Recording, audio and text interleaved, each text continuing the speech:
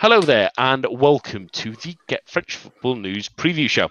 I'm Nathan Staples, and joining me this evening are Jeremy Smith, Jonathan Johnson, and Lee Davey. It may have taken some time for my colleagues to detach myself from the ceiling after last night's result, but after another comeback defeat in the Champions League, where do Paris Saint-Germain go from here? All of that and the Ligue and weekend to come after the latest headlines. Paris Saint-Germain are out of the Champions League as Manchester United earned a 3-1 win at the Parc des Princes.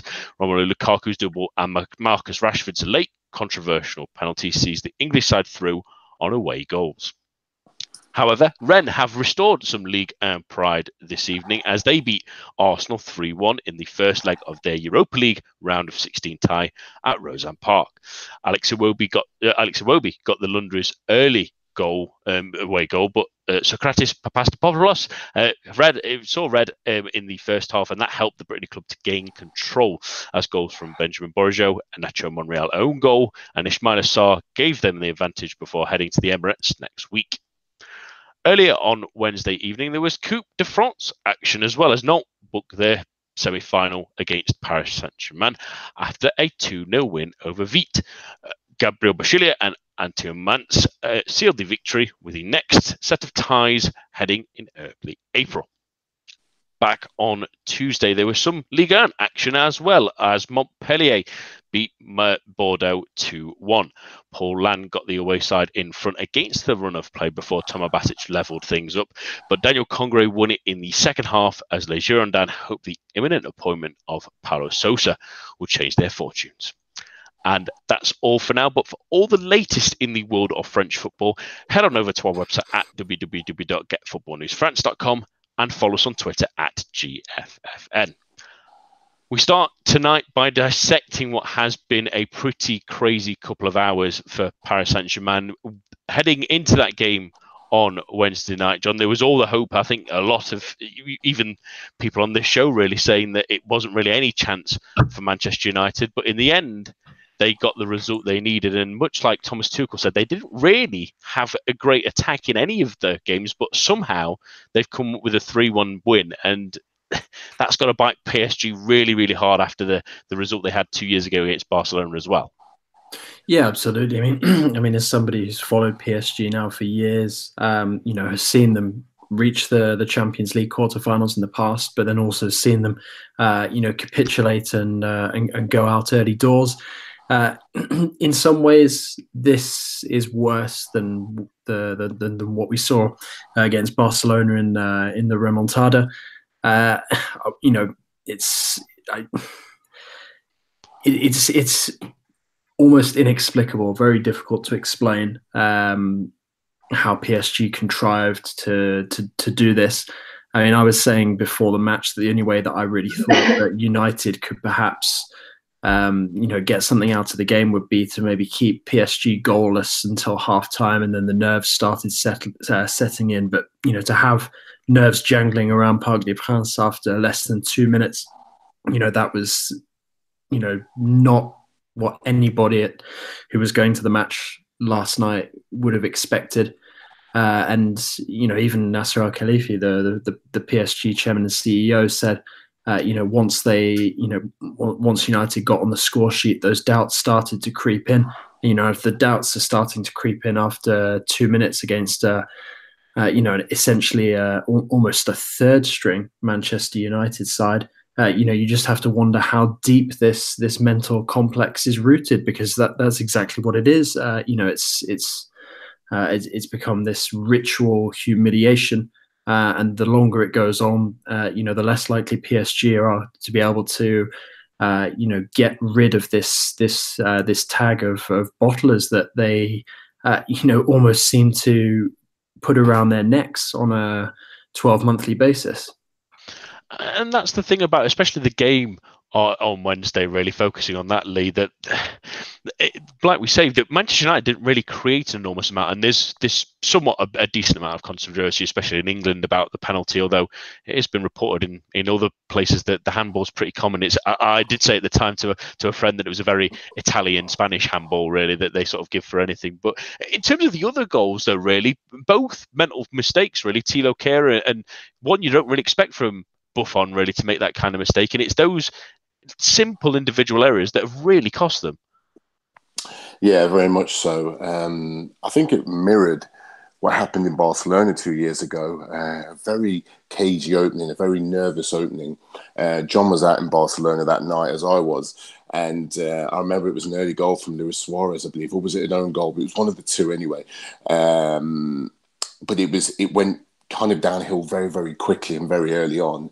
And I was in the stadium last night myself, and you just really started to feel those nerves jangle very early, same as in Barcelona.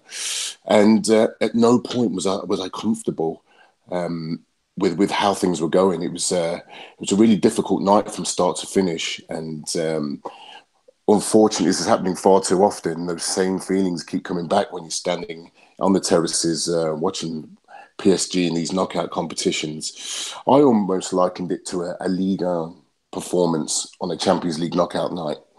It was very laboured, languid. It was teams playing with 3-4 touches, and there was no one-touch stuff like the team played out in Naples or the way they played against Liverpool or even at Old Trafford at times. So it was really disappointing. I'm almost scratching my head as to think, where did that performance come from? It's and again, but going back to what John said earlier, it really does seem deep-rooted that this team has the ability to just push the self-destruct button far too easily.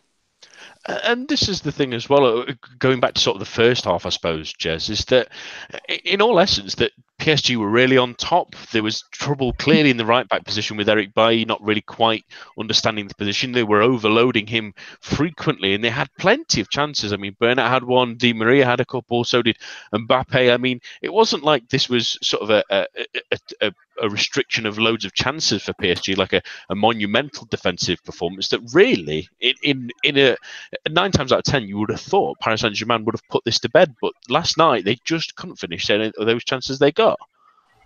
Yeah, I mean, I think 9 times out of 10, they would have got through that match. And the fact is that they did pretty much dominate it, and they did have a lot of chances, but it almost felt like possibly, certainly up to a certain point in the match, they felt that the goal would come. But Mbappe, of all people, had quite an off day. I think it's probably the first time that he's really been found wanting in a match when everyone expected him to sort of do the business. And I guess that they kind of started the match with 3 lives and threw them all away themselves. They probably felt, it doesn't matter because this United team is not going to score 3 goals away from home, and at some point or other will score. And even having only scored that 1 goal, it should have been enough. But 2 horrific errors meant that they were always vulnerable to what happened at the end of the match. And as you said, you can argue, personally, I don't think it was a penalty, but you can see why it was given, and there was always that risk. And in terms of the sort of mental side, Tuchel did point out that neither Kehrer nor Buffon were there a couple of years ago, but it does feel like it's kind of spooked the whole club, and it's become a sort of self-fulfilling prophecy. I actually think that over the last couple of years, the media as a whole has overdone this notion of PSG being bottlers. Okay, they weren't great against Real Madrid last year, but it was, they did lose against the defending and seem to be repeat champions. There's no shame in that. But it feels like they've started to believe this bottlers tag, and yesterday it sort of really came to the fore at a certain point. I felt for a lot of the first half, I wasn't there, so I didn't sense the nerves in the way that Lee said. But for the first half, they still felt comfortable. But as that second goal didn't come in the second half, those players who were there a couple of years ago did start. We had Thiago Silva sort of dropping further and further back again. Even Alves, who obviously was on the other side a couple of years ago, sort of vanished a bit. Di Maria as well, who I'd say for maybe 3/4 of the tie as a whole was arguably the player of the tie, but he vanished as well. And because they'd thrown away that cushion that they had, you always sense that, the sort of ghosts of 2 years ago are going to come back.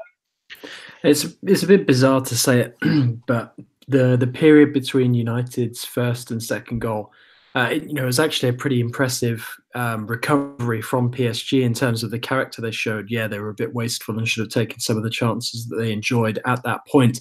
But for them to sort of address that first error that led to the United opener, what they did then was impressive. The thing, I think, the absolute key moment in the whole match, may as well forget the VAR penalty at the end, because to me the other two errors were bigger and more concerning. And I think the real key one has to be the Buffon one, because it's somebody who has so much experience. I mean, him alone on that pitch almost had more experience than everybody else out there on nights like these. And for him to look like a rabbit caught in headlights was very, very bizarre, very worrying.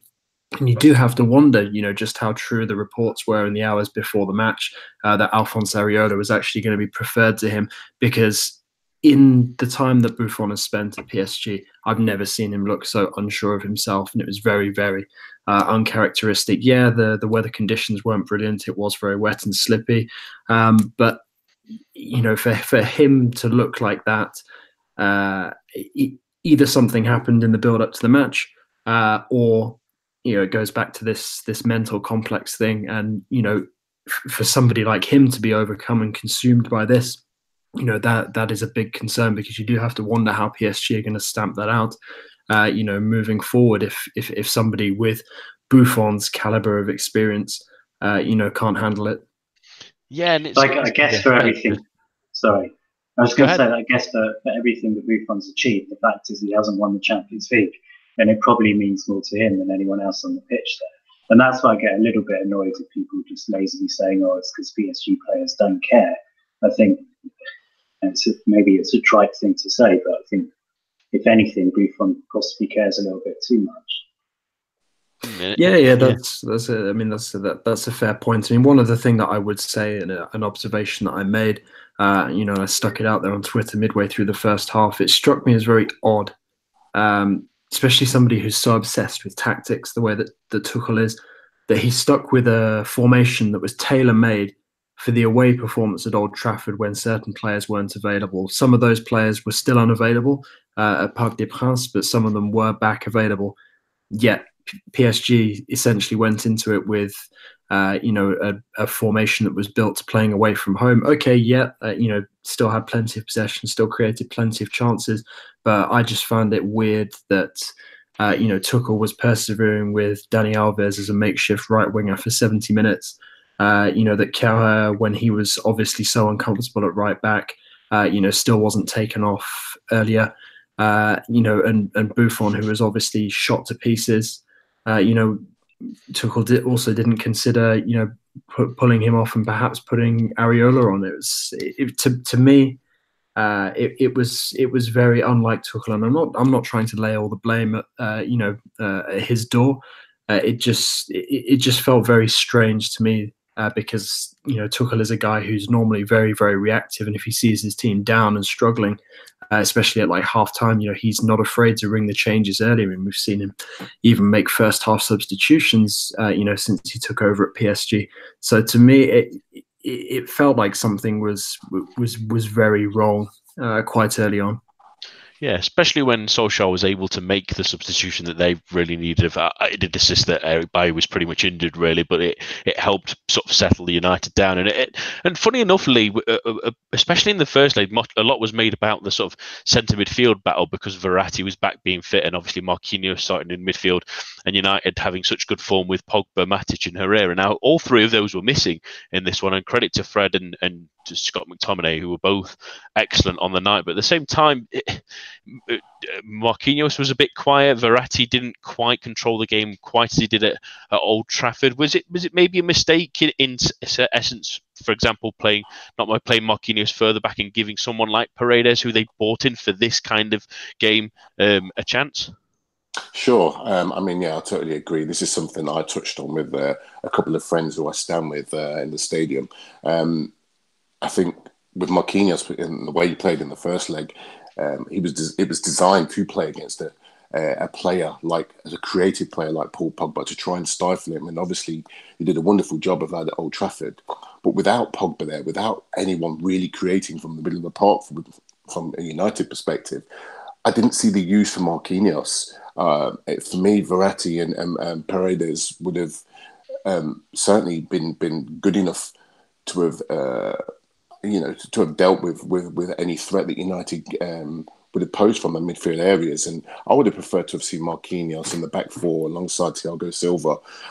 As much as I am a fan of Presnel Kimpembe, there are, he does worry me from time to time. Some of his decision making and some of his concentration throughout the 90 minutes is a little suspect from time to time. He can be a little rash. That's not to say he was particularly at fault for too much, apart from the handball last night. But who knows if it would have been any different. But certainly, I was surprised to see Marquinhos start in midfield last night. I didn't feel there was a reason for him to start in that position. And John, looking ahead really now, I know the club are also sort of saying tonight, especially Henrique saying that he's really disappointed about Rabiot sort of spotted partying after the game, but I suppose they've made that bed to lie in, to be fair, more than anything, Paris Saint-Germain. But going forward, a lot of was made sort of in 2017 when Unai Emery had that big loss against Barcelona, that really that was the point where many felt that his job was lost. Is there a worry that Tuchel at this point, with this big defeat and the importance of the Champions League, that the pressure is going to mount incredibly on him in the next couple of months? No, I mean, I think the PSG's Qatari owners are smart enough to see the progress that has been made under Tuchel. And yeah, I mean, okay, perhaps it's been overplayed at times, but at the same time, there is genuine progress there. Yeah, some of that hard work has been undone by this result. But if you look at the competitions that PSG have gone out so far this season, Champions League and Coupe de la Ligue, they've both been very freakish games. I mean, for PSG to concede 3 penalties in the space of 30 minutes in a home match, against a team like Guingamp, very, very bizarre. And for what happened last night to happen, also very, very, very strange. I think PSG will back Tuchel, and in doing so, I think nobody's under any illusions that Antero Henrique is living on borrowed time. It's a relationship that's never really worked, and I think if Tuchel is given the sort of squad that he wants, he will be able to replicate some of the performances, some of the results that we've seen from PSG at times this season. I'm talking about the good ones, the likes of the Manchester Uniteds away, the Liverpools at home, Red Star Belgrade away, Napoli away, those sorts of showings. And I think the most important thing that PSG can do now is not make any rash decisions, and be smart. Speak to Tuchel, back him, and try to give him what he wants. Because overall he has done a good job, and I don't think that he should be made to pay for 2 freak results, even if unfortunately one of them keeps feeding into this growing narrative that PSG seem cursed to not get to the very final stages of the Champions League under Qatari ownership. And Lee, is that the important thing in the summer is to back Tuchel and make a squad that's a little bit more prepared for the Champions League, especially in the midfield, and maybe even a defender or 2 in as well, that they back them, or under hush breath, say within FFP rules at least anyway, to get the right squad for next season and have a real go at it?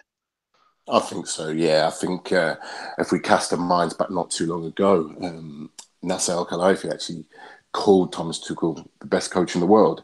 I'm sure his opinion hasn't changed too much since then. Let's be honest, he wasn't able to do some of the business that he wanted to do. He's been crying out for a number 6 since the summer. He still hasn't got the number 6 that he wants, and I'm sure there's still some more reinforcements that Tuchel wants in the squad before he really feels that's his squad, and a squad capable of really challenging in Europe. It's going to take time. But certainly the club need to get behind Tuchel, back him. You get the feeling that the players, especially the big egos in the dressing room, your Mbappe's and your Neymar's, are really happy with him. He looks like, certainly from the outside, he's got a wonderful relationship with them. His man management skills are fantastic from what we can see. And the players look like really enjoy playing for him. I think get behind him, back him in a transfer market. Let's see what happens in the summer. And I certainly hope he's going to be the PSG coach for years to come. Yeah. I don't know what the guys think of this, but it's not even just based around this second leg against Manchester United. You know, the recent period, particularly with the likes of Edinson Cavani out of the side, it seems to suggest that. I mean, okay, he didn't do the business in the second leg against United, but overall, Mbappe has finally started to embrace sort of playing in that central role, and looks like he's maybe, ready to step up and make that change more permanent. And it does feel that maybe, this summer coming up is perhaps the moment that the PSG let go of, one or two of these players over 30 who've done a lot for the club over the years. But perhaps don't have that much more to offer now, sort of with a view to the next couple of seasons, where if the news about Thomas Tuchel potentially being handed a contract extension is true, they probably wouldn't last the duration. Yeah, it's going to be really interesting to see how they evolve. I mean, for my 2 cents, I would quite like. It's probably maybe time to move on from Edinson Cavani, and I would quite like, if you're going to have Neymar and Mbappe out wide, how about Sebastian Haller?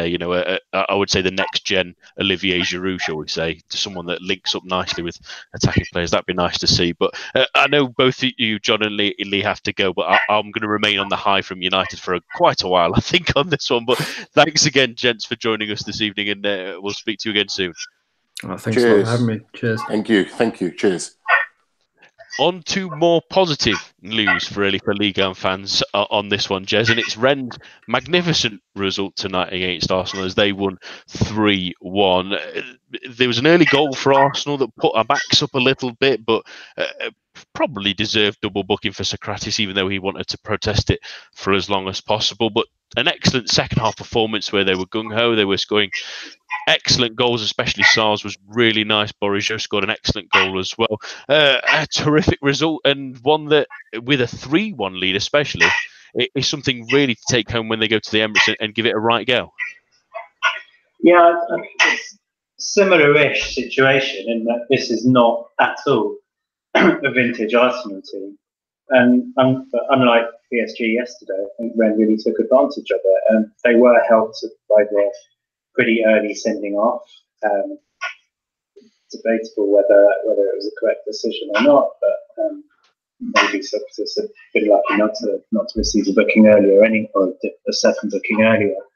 I said before, I'm not convinced that Rennes are the most honest of players, let's say, but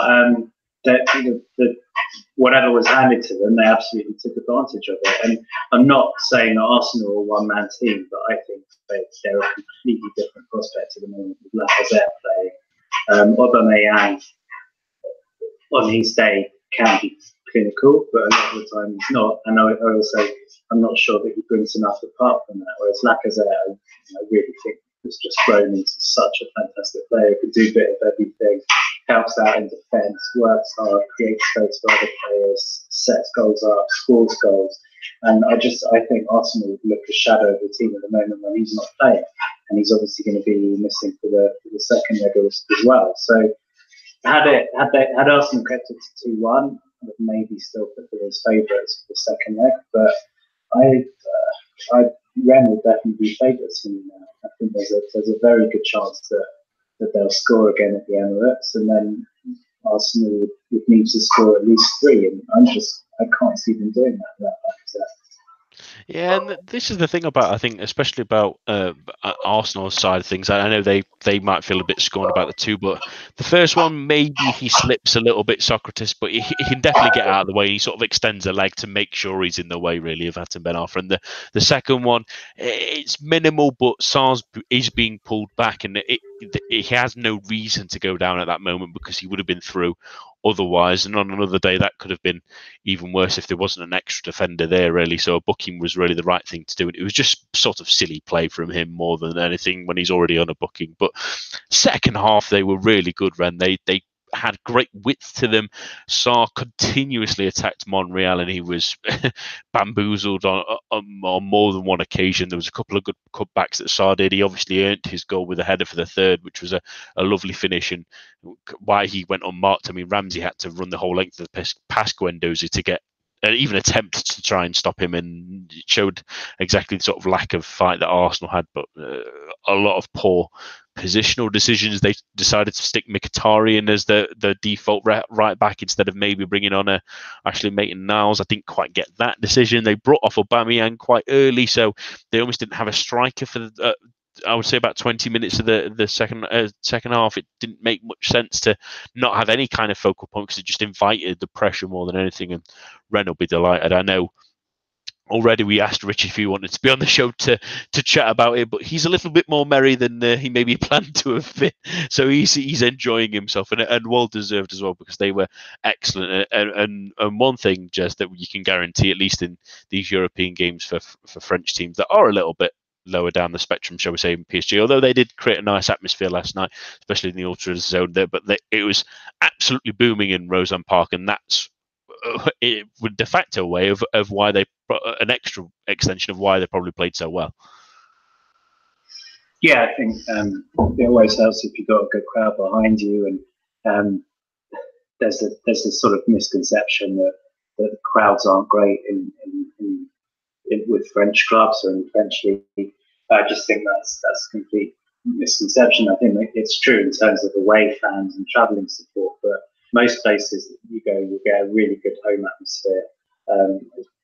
Not as intimidating as certain other countries, but they're fully, well, when things are going well, they're fully behind their team. You also get wrongly flares and great sort of tifosi, things like that. You've got cheerleaders with the loudspeakers making sure that the atmosphere is kept up for the full 90 minutes. So it's nothing more or less than I'd expect from a big European night in the French club.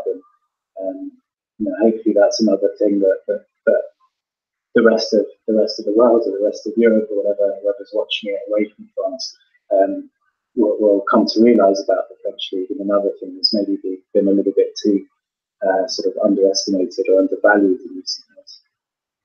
Absolutely, and maybe it's Paris Saint-Germain that are the farmers, and maybe not the other teams. Is that might be the quote after that one? But an excellent result for Rennes. They'll be absolutely delighted. It's the biggest game they've had in a long while, possibly even ever, and great to them to get a result. And if they can just hold on at the Emirates, because they can be really good at home, Arsenal, to be fair. But if they can just hold on, if they can get a good result, if they can get their fans, plenty of fans in the stadium and get them behind them, they've got every single chance. And let's keep our fingers crossed and hope that they can get over that dotted line next week. On to Ligue 1 matters now, because there's a couple of interesting tasty games coming up this weekend, and we're starting with Strasbourg, Lyon. And Jez, for the home side, it's been a bit of a funny time, really, for Strasbourg in the last couple of weeks. They've not really picked up any kind of results after what had been a really terrific time they'd had sort of the end of December, early January time, where they were really pushing for the European places. But ever since that cup final against Bordeaux, and I know we've talked about it a few weeks ago, but they've still not won since then. 2 draws, 2 defeats, admittedly 1 draw against Lille, but they obviously lost last time out as well against Nice, who've not been particularly exciting as of late. Is it maybe a case of that they want to really get that cup final out of the way and possibly get some silverware, and that their minds are clearly elsewhere? But at the same time, you need to be fighting for places in these kind of opportunities, don't you? I think so. I think I think it might be a bit of a distraction. Lala the other day was asked about his ambitions for the rest of the season. He said, hopefully an appearance in the France squad, hopefully Coupe de la Ligue, and then a top 10 finish. And maybe that betrayed sort of a slight lack of ambition from Strasbourg, because the position that they were in at the time, they could have been looking at much higher than just top 10. And maybe that's kind of gives an indication that, Coupe de la Ligue is the main priority for the club, which is understandable. But you look at that run of matches without a win. None of them are entirely straightforward, and I have to say against Angers, I thought they were really unlucky in the sense that they pretty much controlled the game and they've just caught on the break a couple of times. But considering the form that they were in leading up to that, you'd have expected them to take more than 2 points from 5 games. As you said, Lille was a decent point to get, but the other matches, I think they should have shown a little bit more about themselves. And I'm disappointed in them. I don't know if maybe it is simple lack of form, drop in form, but they really look like they were firing on all cylinders up to that point. And I'd hope that it's not a case of players taking the foot off the pedal because they're worried about getting injured leading up to a final. But it's not been great, and I really think they could have been pushing for 4th place if they kept their eye on the ball. Yeah, it's a frustrating one, isn't it? But it's also at the same time you have that side note of, especially I think for anyone, that if you're asked, would you rather finish, if you're a Strasbourg player and say, would you rather finish 7th or 6th and get Europa League, or would you rather win a cup and possibly get it anyway? I think they take that second option every single time, and that's maybe why they've just not been quite at the races recently. I mean, they went on the great run by grabbing plenty of goals, but they've not scored twice in a game since their last win in the league. Well, the last win in all competition. In the semi-final, really, against Bordeaux. They beat Bordeaux 1-0 as well in the league before that. But since then, 2-1, 2-1, 0-0, 1-1, 1-0. They've not really been blazing on fire. I mean, Lebo Matiba's taken a step back.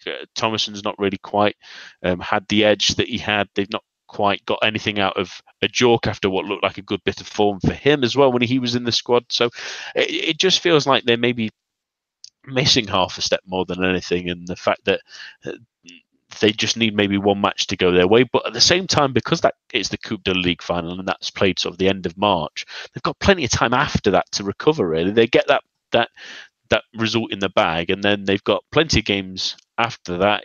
They've got games against Paris Saint-Germain and Marseille as well, but other games, they've got Dijon, they've got Nantes, Amiens, Guingamp still to come.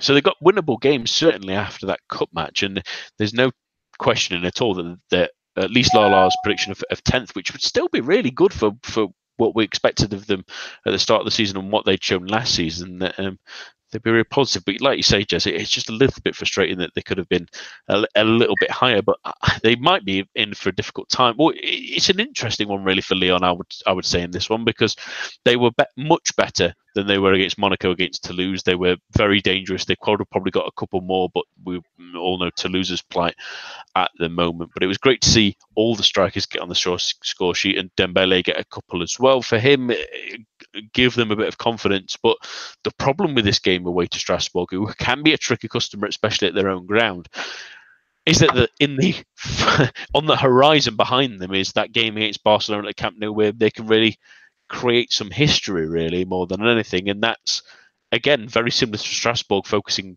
on the future of Cup final. Maybe Lyon have an eye on that game in the Champions League in midweek as well. Yeah, we say it practically every week about Lyon. It depends which Lyon turn up.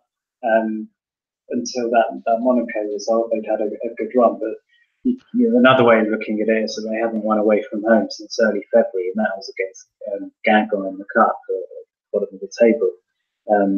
So they still do tend to struggle a little more away from home. And the Barcelona match is obviously going to be a huge distraction. It would be for any team, but I think particularly for Lyon, certain of their players have kind of shown time and again that they seem to pick and choose their matches. And it means that players like Aouar and Dembele, as good as they can be in the really big matches, they can be pretty bad in the poorer matches. So Genesio might even have to make a call as to whether to play them at all.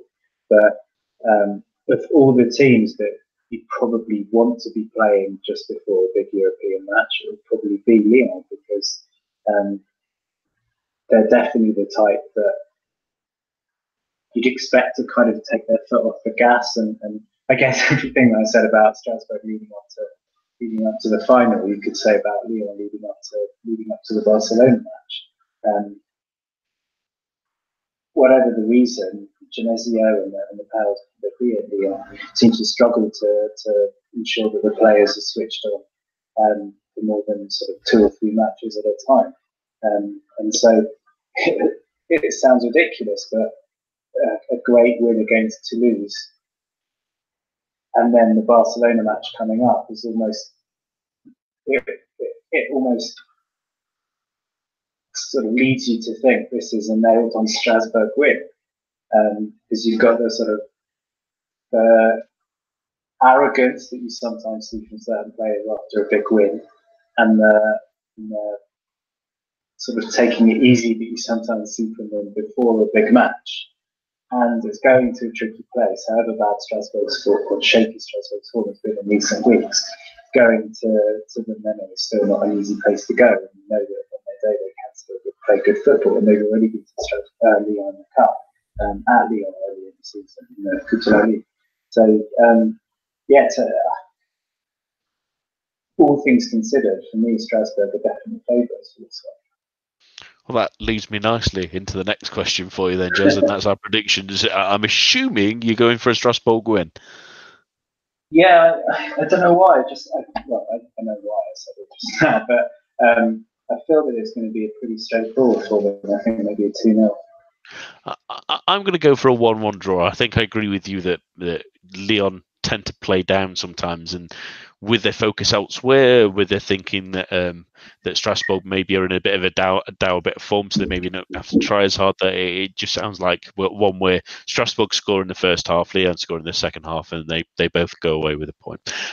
On to matters elsewhere on Saturday, and that's Monaco versus Bordeaux, our next game to look at, and two sides that have had interesting weeks to say the least. And we'll start with the away team because it's going to be really interesting for them because Paulo Sousa looks imminent. It was toing and froing for a time. I know myself and Rich and Connor spoke on Monday that it looked like for a moment Roma were going to try and pinch him from underneath it noses, and he was going to be they were going to be the bridesmaid and not the bride yet again. But for some reason they've gone for Claudio Ranieri, and Paulo Sousa is imminently going to Les Girondins. Do you think that this is the right kind of appointment? I mean, I know in podcast previously with Adam and even yourself as well, we mentioned that maybe Bordeaux need to take this time and then appoint something in the summer and have a plan. But was Sousa a coach too good to turn down at this point? Yeah, I think he probably was. It's another thing we've spoken about before. That Bordeaux are, by French standards, a big club with a good history and an attractive location as well. They should have a nice new stadium. They should have a lot going for them. But for whatever reason, they really are in the doldrums, and they just can't shake it. They can't get out of it. And I think Sousa is a relatively young, hopefully upwardly mobile coach, can probably bring in some good names just by virtue of his standing in football.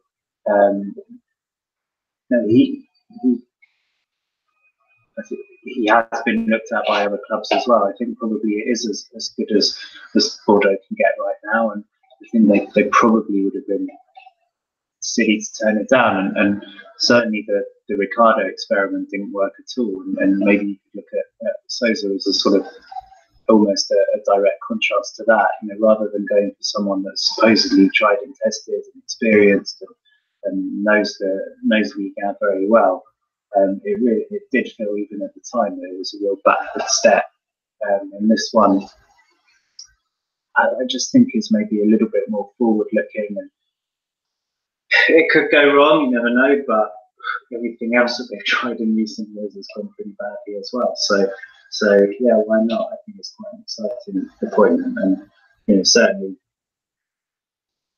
out of Roma and Bordeaux, I'd definitely be more happy with Bordeaux's appointment than Roma's, to be honest.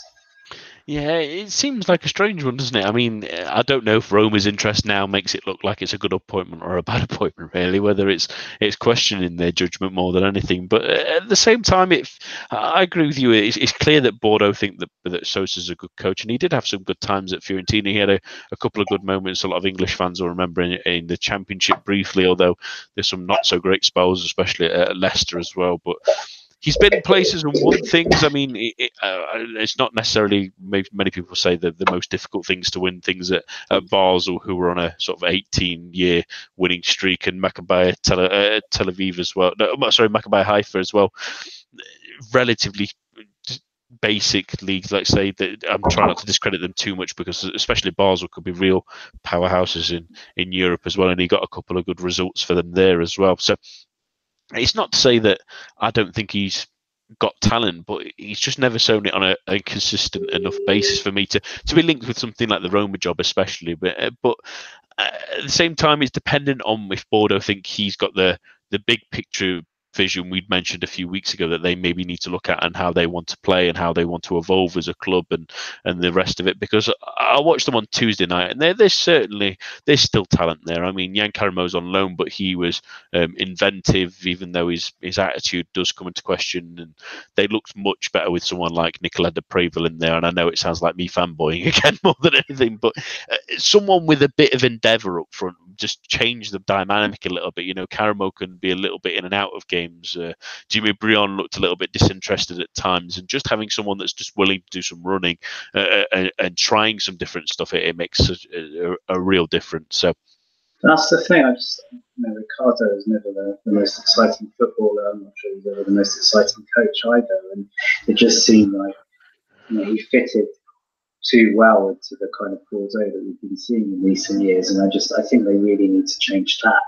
And even if it doesn't necessarily mean winning anything or being back at the top of the table, I think the starting point would be.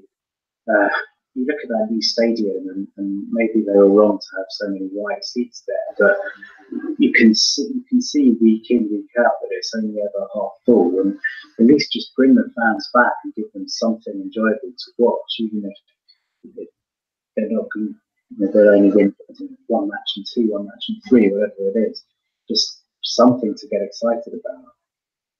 Yeah, it just needs a bit of joie de vivre, doesn't it? And they were pretty good on Tuesday night. I mean, it wasn't the greatest of games, and Montpellier scored two pretty simple goals, really, but it was almost the only two chances they had, and Bordeaux should be really disappointed that they didn't get more from that game. But they come up against a Monaco side that I know I wanted to talk to you about this, Jez, because I spoke about it on my League on Snapshots last week. That Monaco obviously were 2-0 down against Angers and came back to win, to draw 2-2 with two Falcao goals. But I felt like a game of two halves, and almost like I mentioned at the time that it felt like the difference that Jardim has made, because the first half was lethargic, poor. They weren't excellent on the ball. They weren't quick enough. They let two decent goals from Tate, who played really well, to be fair, to get Angers on front. But at the same time, in the second half, they looked like a completely different team. It looked like Leonard Jardim has now got the power to sort of give them the rocket boost up the bum that they really needed, and because they looked like they were going to take on the world in the second half, and were maybe unfortunate not to nick it. And does that show maybe not necessarily that it was the right decision to get rid of Henry, but at the same time doing that and putting Jardim back in charge gave him that much more power within the dressing room, and it showed in that second half against Angers? Yeah, he, based on what he did, what he's done with the club over the last, whatever it is, 3-4 years, he should have a hell of a lot of influence anyway. But certainly, with Monaco pretty much coming back, their tail between their legs, pleading him to come back 3 months after he's left, it gives him even more power. So there's certainly no doubt he's in charge there. And also just the fact that they're sort of in a better kind of dynamic, they're in a better place than they were 6 weeks or 2 months ago. Whether it had been his Monaco with the first few weeks of the season, or Thierry Henry's after going 2-0 down, you'd expect the morale to be so low that all the heads would drop and you couldn't see them coming back. but now this is a team that's been on a decent run, that beat Lyon the other day, and just have a lot more belief about themselves. So, I'm sure Johnson gave them a good rocket at half time as well. But as we keep saying, look at the respective 11s that played the match. That Monaco team is infinitely better than the Angers team, and despite giving them a 2-goal head start, you would still expect Monaco to come out of that with something. The team that was playing, and as I said, the belief that they now have. It was obviously never going to be a formality, and Angers have always been a very good defensively sound team. But I think it's to the credit of Jardine, but also to the players, and it just shows that winning and maybe not losing is a sort of is just as losing as a habit that I think some teams find hard to break, and when they did earlier in the season. When you're on a long unbeaten run, I think you feel like you're always going to get out of these situations.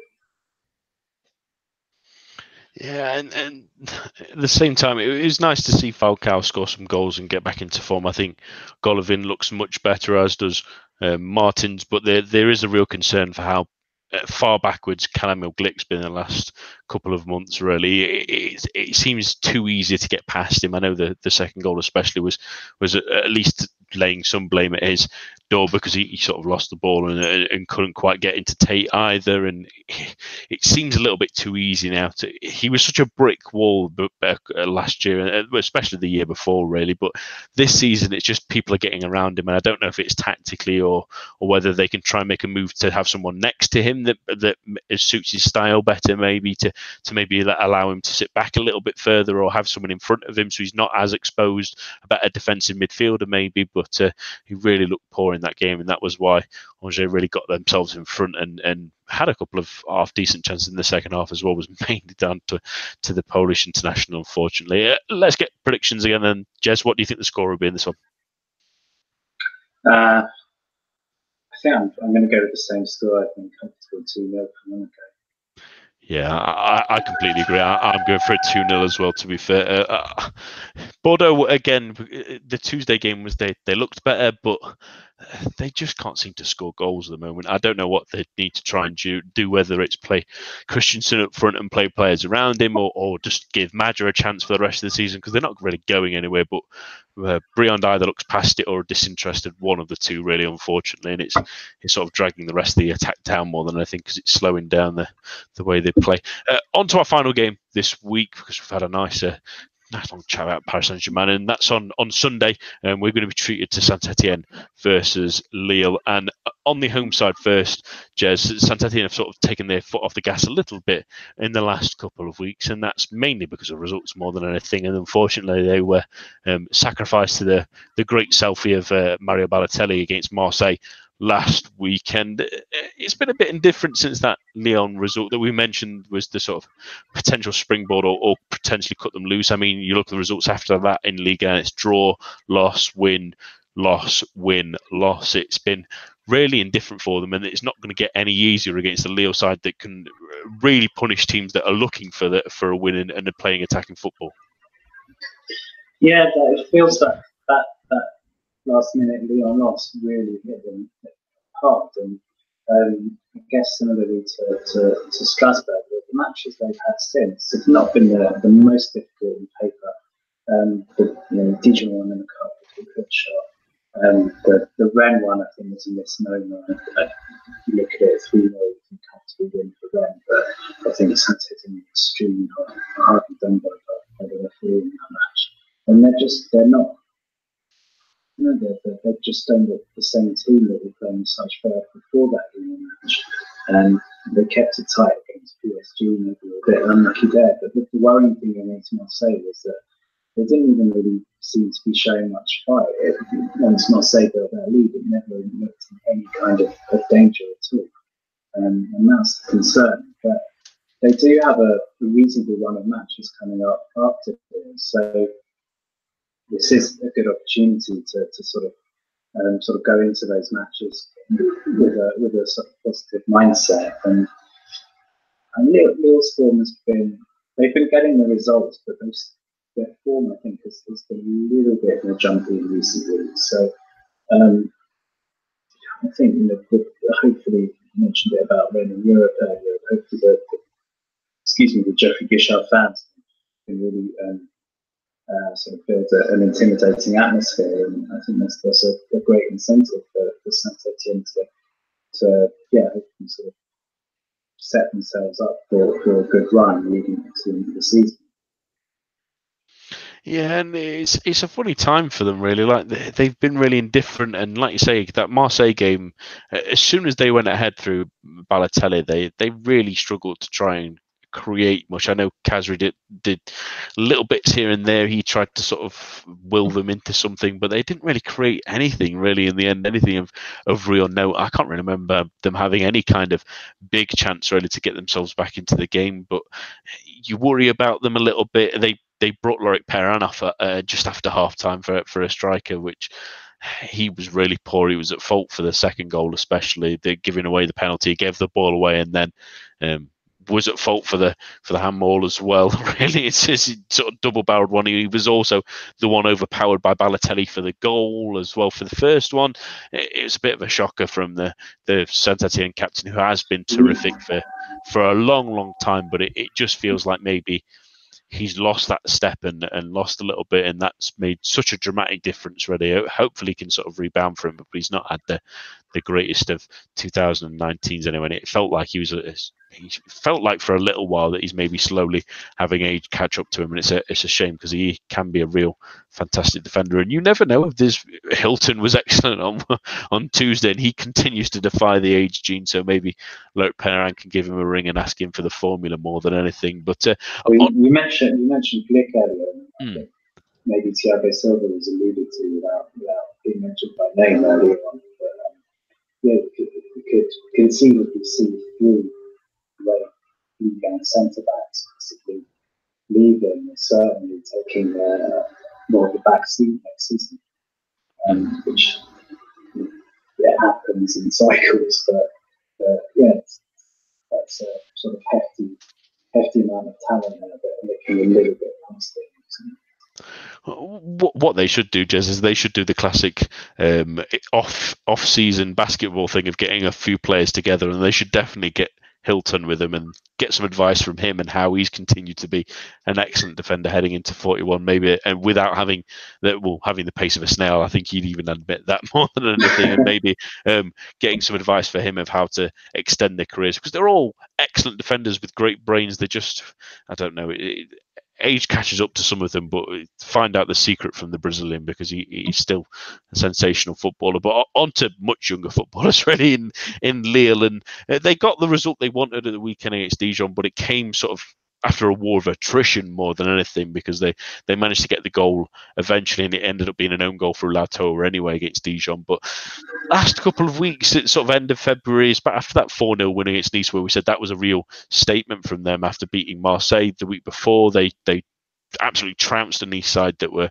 really solid defensively. But then the 2-0 win against Guingamp was a little bit difficult. They never really looked like scoring against Montpellier, who just ground them out. Strasbourg were good against them and got an excellent point, and it took forever to break down Dijon, and still it only took a deflection from an opposition player really to score the goal. Our teams, it's a sign of respect really that teams are starting to defend a lot more against Lille because of the pace they have on attack. But is this maybe where Galtier needs to show his quality of how he works on how these players can improve in these areas against teams that are going to set up defensively against them, and not allow them to just be figured out so simply? Yeah, I think he's not going to say it's been plain sailing, but obviously everything has gone more or less perfectly for Lille this season, and I don't think it's a coincidence that after the Dijon match, Galtier did sort of publicly have a go at the players for whether it's poor attitude or poor performance. That contrary to Saint-Etienne, Lille are about to start a pretty difficult run. And I don't think it's surprising that there's going to be a bit of a dip in form. They're a young squad, and also the style of play, very quick, very sort of lively. it's always going to be difficult to maintain that for a full season. And it's not surprising that coming to the last couple of months of the season, maybe they're showing a little bit of tiredness and a little bit of slowing down. So I think it was a well-timed. Well, I have to wait and see whether it was or not. But I don't think it was surprising to see Gautier say something at that point.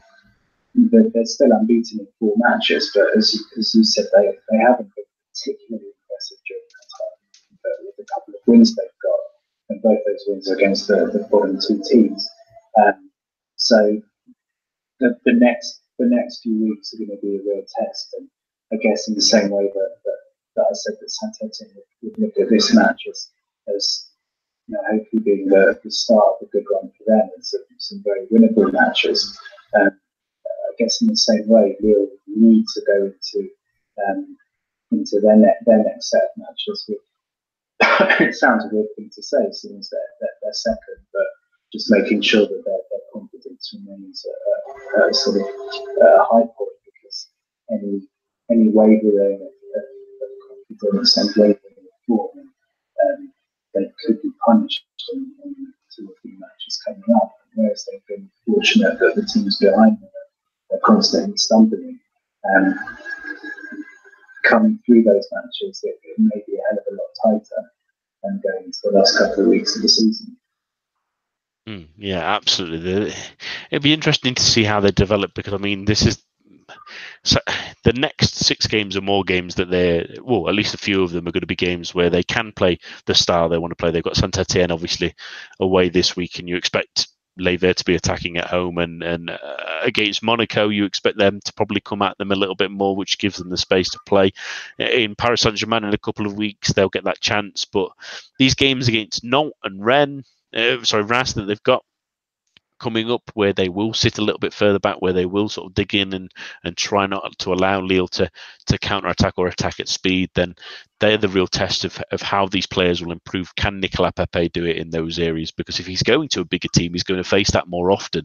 Same with Rafael Leao. Can he find the spaces in the little nooks and crannies that he needs to find as well? That's the important thing, because that's the thing they were missing in the Dijon game, in the Montpellier game, and at times in the Strasbourg game as well, that they just need to find that little extra edge in those more complex games against smaller sides now that have worked out that they can't simply allow Lille the space that they have, because they can be so devastating, really, and they have shown it this season deservedly in that second place. That's all for us this evening. My thanks to Jez and John and Lee and all of you listening at home.